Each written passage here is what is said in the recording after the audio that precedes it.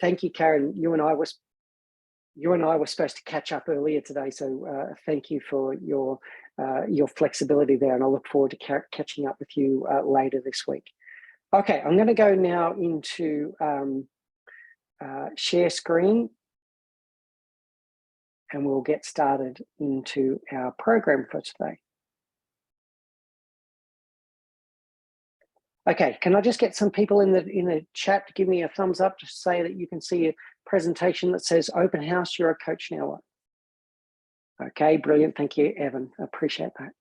Okay, so thank you, everyone. Welcome to this open house for You're a Coach Now What? How to position yourself and extend your impact. This is a program that Ben and I have been working together on to be able to help you to maximize your impact as a coach. We know that the CMA program creates and generates in you a wonderful coach. And what we want to be able to help you with is to be able to get your impact out there and to position yourself so that you can be successful as a coach. And that's what this program's all about. In the open house today, I'm going to go through some of the reasons why we put it together.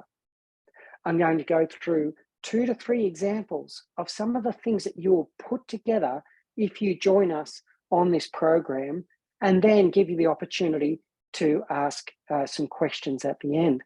Now, regardless of whether you choose to join us for this program or not, you're going to get some value today. So please get a pen and paper out and listen to some of the questions and some of the ideas that I'm going to be putting to you about what it means to be a coach and what it means to generate impact as a coach.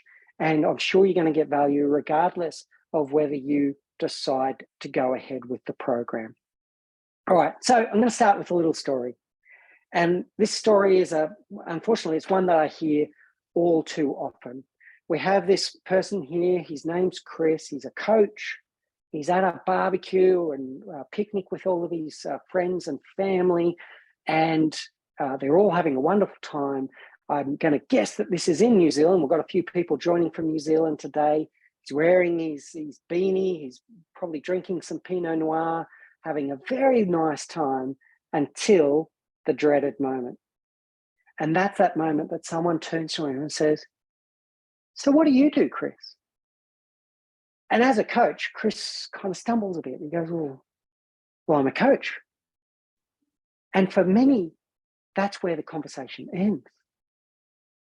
They ask Chris what he does, and he says he's a coach, and they just go on with their lives. It's like it washes straight over them. If he's lucky enough, he might get the question, so what does a coach do? And once again, Chris stumbles. He's not really sure how to explain what a coach does to someone that's never been through coaching before. If they've never been through a coach certification program, or they've never participated as a coachee, it's very difficult to explain exactly what coaches do in a way that people will understand it. So can I have a quick show of hands? Who's been in this situation before, where you've been asked, what do you do? You say, I'm a coach, and it just lands flat. Nothing. You get nothing back and get no engagement, and it's very difficult to explain. And we've got lots of hands shooting up as I ask that question. So where does this all come from? Let's talk about the coaching journey. So all of you on this program have been through some level of coach certification before. The majority of you have been through CMO programs, and you've been through months of training by Ben and the faculty. And I'm going to tell you that it's the best coach training that money can buy. So you've become a certified professional transformative coach, and you've finished the program on a high. You've been through the ups and downs of the program where there's going to be moments where you were confused, but then it all came together for you, and you finally understood what it meant to be a coach. You understood the art and science of how coaching works, and you're ready to take on the world because you are now a certified professional transformative coach. You then go into a period of peer coaching and you start coaching each other, which is also great. It's enriching. You continue to go to the gym and you're flexing those muscles and you're getting better and better and better as a coach. And this is all wonderful so far. But then comes the thud. The third one, or the realization sets in that you don't know what to do next. You've been through months of training with CMA. You're now proud of yourself. You're a wonderful coach. You know that you can bring great value to people, but you're not exactly sure what to do next. So what's the problem here? The problem here is you really don't know where to begin. How do I even start that conversation with people? How do I tell people that I'm a coach? How do I generate people that will be willingly going to try the coaching process? You don't know how to explain exactly what coaching is and how to do it in a language where they will understand what this coaching thing is all about. You don't have clarity of purpose. So do you remember why you were doing coaching in the first place? Are you able to articulate that why with any form of clarity? You might not have clarity of identity. You might have shifted. Previously, you identified yourself in another way, and now you've got this other thing. And you might be having some identity crisis associated with being a coach. And for many, you might even have something called imposter syndrome starting to creep in, where you're starting to wonder, well, who am I to be a coach? Am I the right person to be coaching people? What if I'm coaching people that are more senior than me or more experienced than me? Can I still coach them? And you might be starting to get frustrated because when you're out there and you're talking to people about coaching, people don't know what coaching actually is. Unless they've tried it before, or unless they're a coach themselves, there's a good chance that they don't actually know what coaching is or what coaching is all about. And you might even start questioning, is coaching right for you? Once again, show of hands. Has anyone been through this journey where you don't know where to start, you don't know how to explain what you do, you're getting frustrated that people just do not get it? Okay, we're getting lots of hands shooting up again here. People just don't get it, and you start questioning whether coaching is right for you. So many of us have been through this. Okay. So what's really missing here, though? What's really missing here is the fundamentals. And the fundamentals across 3 different categories. The first one is about identity. Who am I? Really, who am I? Understanding with deep clarity and getting in touch with who you are. We help clients with this. But have we done the deep work ourselves to understand our identity, to understand how we see ourselves in the world and the value that we bring? So we haven't done the mindset shifts to understand that who am I? Now part of who I am is a coach. We might have limiting beliefs as a coach, limiting beliefs around my ability to be a coach, but it could also be my limiting beliefs around whether I know how to sell myself as a coach. Do I have the business skills to generate? Do I know how to do marketing? Do I know how to do social media? All of these things could be limiting beliefs that impact your ability to get out there and tell the world about who you are. It could be related to your relationship with money. So many coaches, I'm going to say most coaches, have got a very strong altruistic streak. So you went into coaching for a reason that you wanted to help people. So the thought about charging people for money becomes a mental block that you need to get over. And in the program, we help you with some of those things. That charging people a premium for your coaching service is actually good for them. It's actually good for them. It's good for you because it fuels your business and it fuels your impact, but it's also good for your client. You may not have done the deep work on what your values and beliefs are in a way that you can then articulate that to a third person. So who am I? Who am I really? What is my purpose? What is my purpose? Why do I do what I do, and why does it make any difference? What positive impact comes from what I do, and what makes it important to me? Well, they all sound like coaching questions, but you need to have done the deep work in yourself so that you understand who you are really. The next element of what's missing is, who is your ideal client?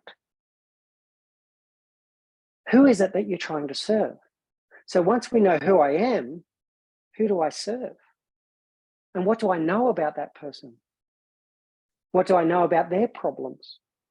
What is their current state? What is their desired state? Where do they hang out? What language do they use? Who is my ideal client? And I can tell you right now, if you're sitting there going, well, I can coach anyone. If you go out to the world and you say, I'm a coach and I can coach anyone, you're going to coach no one. Because unless you can talk to people in a language that they understand, they won't get it at all what it is that you do.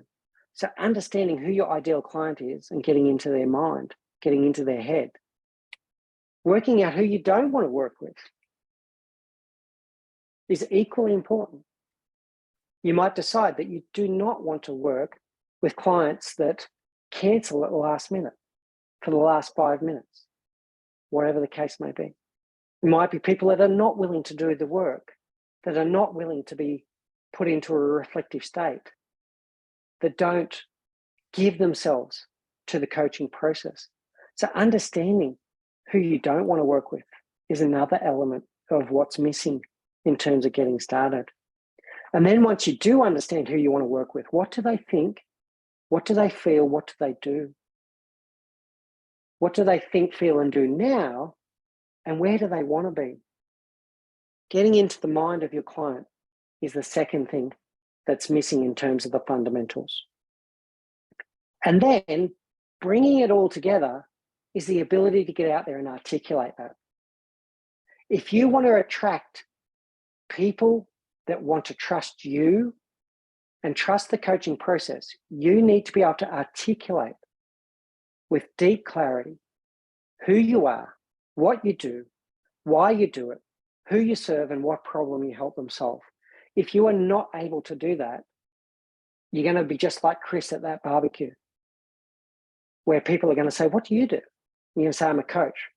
And that's going to be the end of the conversation. Whereas if you're able to articulate who you are, what you do, why you do it, who you serve, and what problem you help them solve, you're then going to be able to work out whether that person is someone that you can help or if they know someone that could use your services. All right, can I have a show of hands so far? Everyone getting what I'm saying here? So 3 things are missing. Who am I? Who is my ideal client? And the ability to articulate with deep clarity who you are, what you do, why you do it, who you serve, and what problem you help them solve. Okay, great. We're seeing lots of hands. I'm seeing lots of people scribbling notes. This is wonderful. Thank you. Okay. So the client's mindset. This is one of the things that we need to get our mind around. The first thing is clients don't know what they need. Who's had that problem before? So you know there's someone, you know what they need, but they don't know what they need. Okay, we're seeing, once again, we're seeing a lot of reaction to that. But here's the problem, is understanding what they need makes you an expert or a coach. But understanding what they want makes you an entrepreneur. So going to someone and telling them what they need is not going to help them if they don't understand what they need. So you need to be able to get into the client's mind and to be able to understand the problems that they have and the language that they use to articulate those problems. Otherwise, you're just an expert and you're not an entrepreneur, and you're not going to be able to get them to trust you and to say yes to you helping them with your coaching services. So what you need to understand here is that every client has got some kind of current state that they're working on and some kind of desired state. And the fact is that the client does not understand what coaching is. The client does not understand what coaching is. But you are not selling coaching. You're selling transformation. So in the language that you use when you're going to these clients, you're not selling coaching. You're selling transformation. And to be able to sell transformation, you need to understand what their current state is. And you need to be able to understand what their desired state is. And to be able to articulate that in a language where they'll go, oh, wow, you know, that Rachel, she just gets me. The way that she spoke, she understood me. She understood where I am today. She understood where I want to be. And that's when you're going to build the trust, because they feel like you understand them. So how do we do that? Here's the first of the samples that I'm going to show you today. One of the things that we will be doing in the program is building what we call an avatar. An avatar is a description of a real human being where you get to know everything you possibly can to know about them. So here's an example. Her name, I used the word Rachel just before, but her name was Rachel. She's 28 years old. She's a millennial. She's well-traveled. She's more knowledgeable than people think. She's been around the world. She's got very strong domain skills in accounting. And she wants to create a meaningful impact on the world. And she wants to work for a company that allows her to meet that purpose. What does she want? What does her need? What are the things that she's designed? She's desiring to be a leader. She wants to be a leader, and she wants to get the recognition and respect that comes along with that. She's also coping with a lot of technological change at a rapid pace. It's one of the things that is her challenges, that she wants to overcome and understand how technology plays into her future. She's feeling lost and looking for direction. She has this mixture of excitement. She might have been recently promoted into a leadership role, so she's feeling on a high, but she's got this anxiety because she's starting to question whether leadership is for her. And she's discovered that leadership is harder than she first thought. And the way that she relates to other people is more challenging than she ever imagined.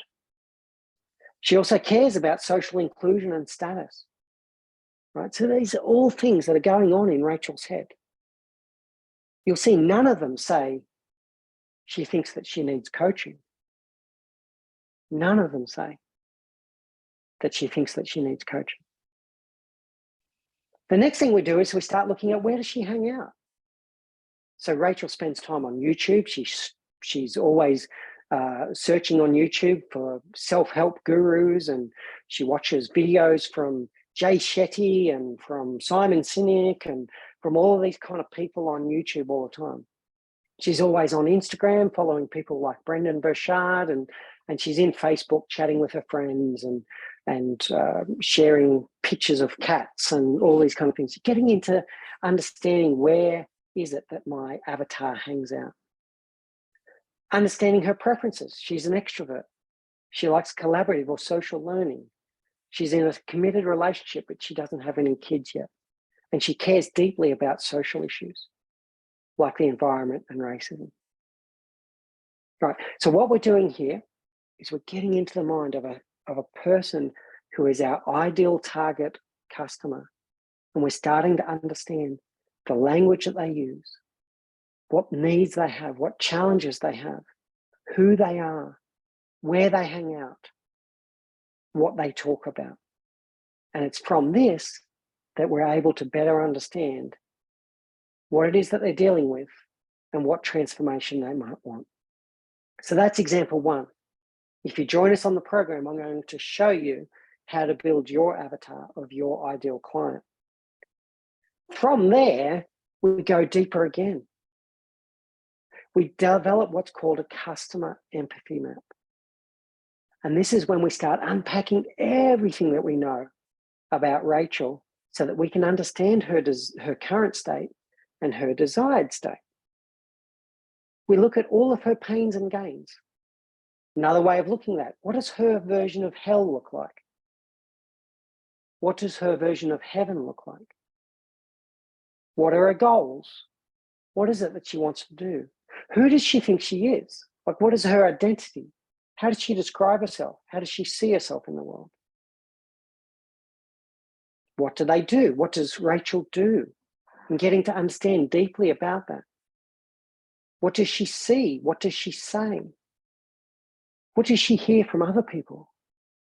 Because I can almost guarantee you she's listening to her friends. She's listening to people on social media. What does she hear them talking about? I bet you she's heard the term imposter syndrome before, for example. So once again, we're getting into the mind of our client our prospective clients so that we can start using language whenever we speak to them in a way that they will understand it. So another example of something that's in the program is, and it's a very immersive program, by the way. So if you join You're a Coach Now What, I'm going to show you how to build a customer empathy map to get into the mind of your preferred client so that you're ready to articulate what you do and why you do it in a way that resonates with the language that they use, not the language we use at CMA. And as coaches, we all get it. You need to use language that your target customers use. From there, we start developing a customer journey map. How do they become aware of their needs? How do they get that self-awareness? How do they do research and consideration as to how they can get out there and change their world? And how might they make that first purchase with you? And once they're in there, how do they become an advocate for you?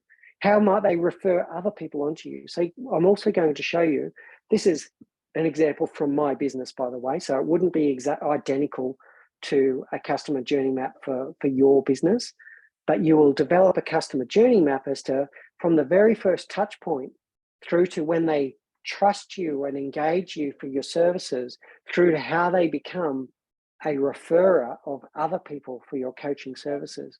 I'm going to show you how to do that customer journey map. And then coming out the other end is our transformed avatar. So with all of the things that we've helped them to do, they've gone from their current state to their desired state. Once again, something that I would show you how to document that. And you're doing this all for the reason of being able to articulate to that client how you can help them. And to show them that you get them. Show them that you understand their pains, you understand their needs, you understand their desires. And then you're able to be able to speak their language whenever you talk to them. Is everyone with me so far? Just a quick show of hands. All right, very good. Okay. All right, the second part is to help you with purpose. So for you to have be able to articulate why you do what you do, you need to get in touch with yourself. And that's to understand your purpose. To understand your purpose, you'll start looking where you are today. Where are you right now? Understanding what you do and how you help other human beings, and start looking for common threads.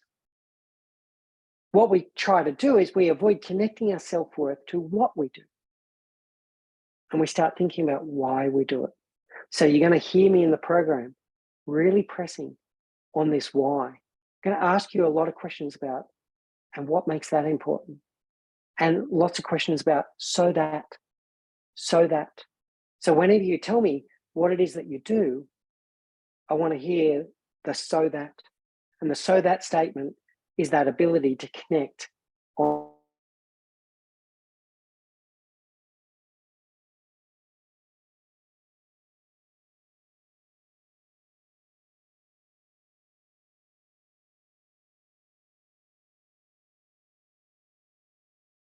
Zach Mercurio, a good friend of mine.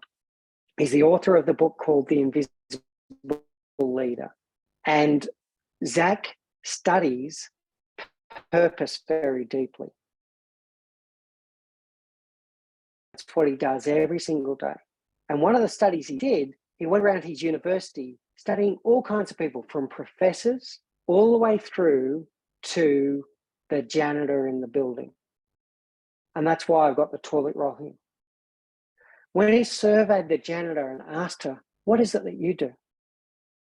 The janitor answered this way: I prevent the students at this university from getting sick so that they can finish their studies and change the world. She did not answer, I clean toilets and I clean the showers. I prevent the students at this university from getting sick so that they can finish their studies and go and change the world. That is an example of purpose. So what I'll help you with in this program is for you to do that discovery yourself, to ask yourself your questions about, how do I serve other human beings? What would happen if I stopped doing that thing? What if I did more of that thing? And what is the so that statement? So when you help other human beings, you're doing it so that X, Y, Z. Okay. So part of the program, we'll go through what's called the Zach Mercurio 7-day challenge. For a period of 7 days, you're going to ask yourself these questions at the end of every day. What did I love doing today? And you'll be very honest about this. It could be that you loved going for a walk with your dog in the park. It could be that you loved catching up with friends for a coffee. And when you document what you love doing today, what was it specifically about that thing? Was it being outdoors? Was it the social interaction? Was it that you were able to help a friend that was going through a troubled time? What did I love doing today? What was I good at? And here's a license where you can put aside your humility for a day and really admit about what you were good at on that given day. And how did I serve another human being today? And you'll do this for a period of 7 days. And what will start emerging for you are these common threads of how you show up, how you serve other human beings, and purpose will start to emerge for you. The reason why we do that is we want to create a purpose statement. A purpose statement is usually written something like this. I, or we in the example of a team, I or we exist to do something for someone so that they can. I or we exist to do something, a verb, for someone, a who, to X so that they can Y. So for me, I'm a leadership coach. So I exist to provide leaders with the skills and knowledge they need so they can create amazing teams and amazing workspaces so that people fall in love with their jobs again. That's very different to saying, I'm a leadership coach. And it speaks in a language that my target audience understands.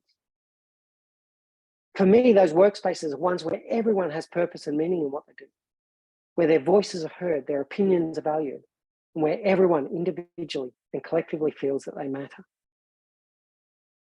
I hope that you can see here the difference in the language between, hey, Mick, what do you do? I'm a leadership coach. Compared to, hey, Mick, what do you do?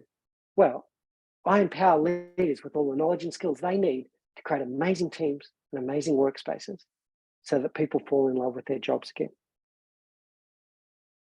It's all about changing the language to be specific about what you do, why you do it, who you serve, and what problem you help them solve. So we come back to our story time. Chris is at his barbecue, he's drinking his Pinot Noir, and the dreaded question comes. So what do you do, Chris? And instead of saying, I'm a coach, he now says, well, I help outwardly successful people who seem like they've got everything sorted out in their life, but inside, they don't feel true joy and fulfillment. I help them to find clarity. I help them to find joy. I help them to find happiness so that they can go on and live a long and happy life. That's very different to, I'm Chris and I'm a coach. And when you use this language, here's what happens. So if Chris is at that barbecue and he speaks in this language, one of two things can happen from here. Someone says to him, oh Chris, it's like you're talking straight to my heart. I need your help. That's exactly me. Or if it's not them, they'll say, Chris, the problem you're describing, it's just like my cousin. Will you speak to her? So by being specific about what you do, why you do it, who you serve, and what problem you help them solve, you've got a incredibly increased chance of connecting to someone that needs your help, or they know someone that needs your help. So this whole exercise that we're going to go through in the program to help you to craft your purpose will be so that when you get to those barbecue moments where you're at that picnic, where you're at that art gallery opening, and someone says, "So what do you do, Chris?" that you're able to answer it by articulating who you are, what you do, why you do it, who you serve, and what problem you help them solve. And by that way, people are going to be willing to trust you and to follow the process. So another part of the program is to help you craft that purpose statement. There are other things that go into it. We're going to help you build your ikigai. We're going to help you to build your coaching credo as part of this ability to get in touch with who you are as a coach. So you're a coach, now what? The live learning. The program that we've put together is to help you overcome your limiting beliefs, including those ones around business, your limiting beliefs and your roadblocks as a coach, by teaching you how to market yourself, how to market who you are, so that you can find ideal clients that will willingly trust you and trust the coaching process. That's the purpose of the program. You've got a taste of it today. What you'll achieve at the end, you'll find your purpose as a coach. You'll be able to articulate with deep clarity who you are, what you do, why you do it, who you serve, and what problem you help them solve.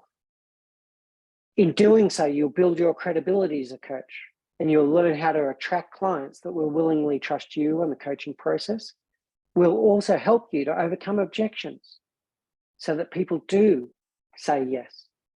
And by doing so, you're now going to maximize your impact as a coach. You've been through the hard yards. You've been through the training. You are an amazing coach.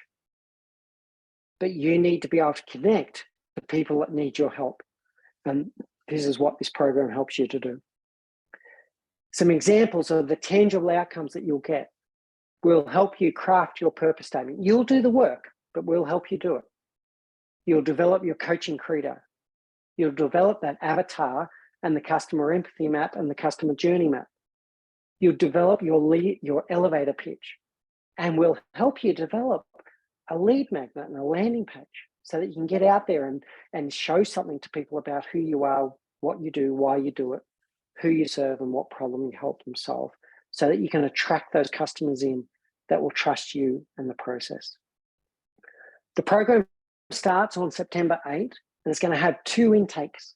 There's a 3 p.m. intake and an 8 p.m. intake.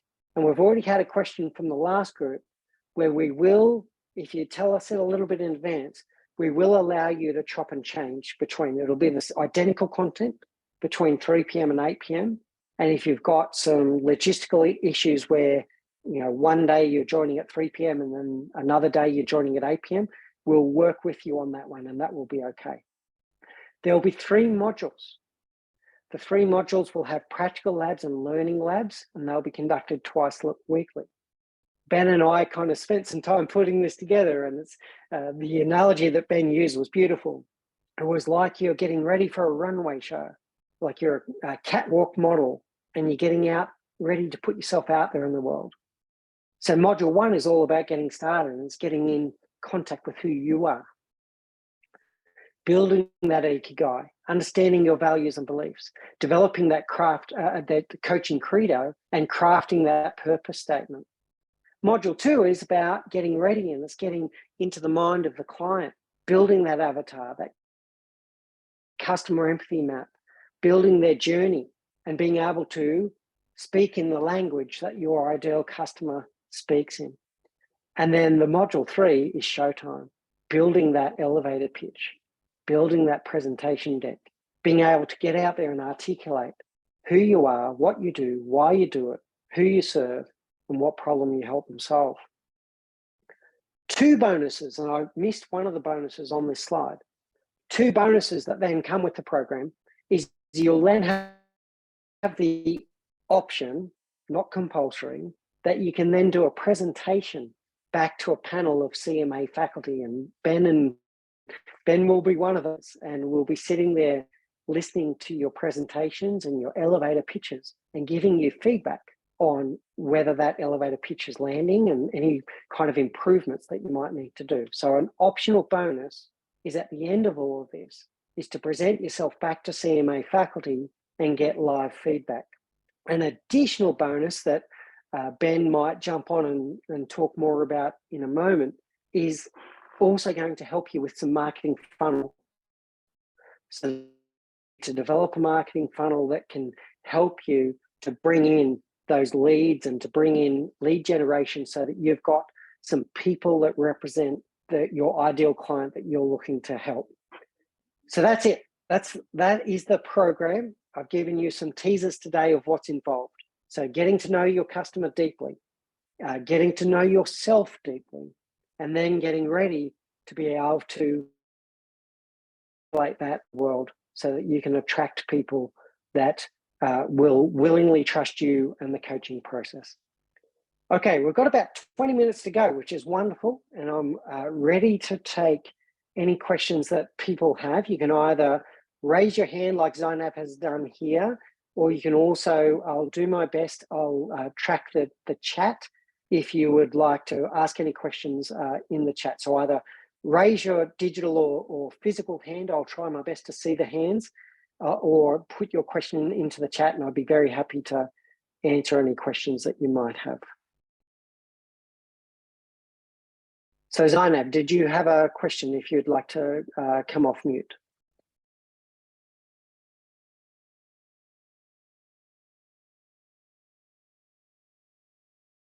Okay, I have that feeling that raised hand might have been from earlier and is still up. So let's go to Laura.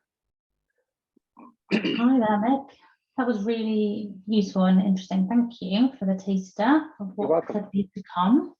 One question, because I have been interested in coaching for a while, and I remember speaking to a coach who said something similar only probably a couple of months ago, and he gave me his purpose statement. I didn't know that was what it was called at the time.